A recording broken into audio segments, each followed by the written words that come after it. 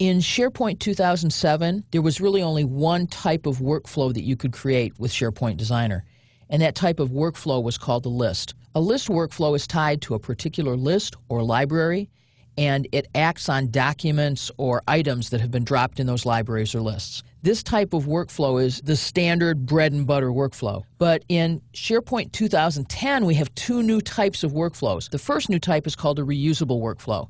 Imagine that you create a list workflow or a library workflow, and you say, you know, I have a lot of libraries of this type. I might want to use this in other places. So in older versions of SharePoint, if I wanted to reuse a list, I really needed Visual Studio to make that happen.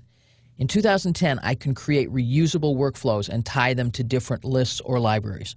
The third type of workflow is totally different. A site workflow isn't tied to anything except a site. So a site workflow could look at 3 different libraries and take action on all of them. So a site workflow is very powerful, and these are brand new for SharePoint 2010. We'll be looking at all 3 of these workflow types in this course. Now, they all have different permissions as well. So if you have a list or library workflow, you just need to have design permissions for that list or library to be able to publish and use it.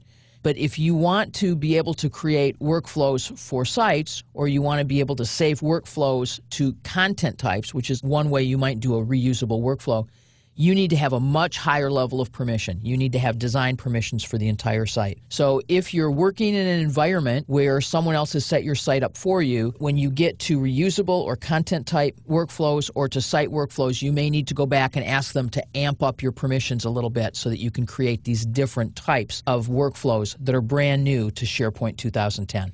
All 3 are great, they have different uses, and I think you'll enjoy seeing how each of them is created.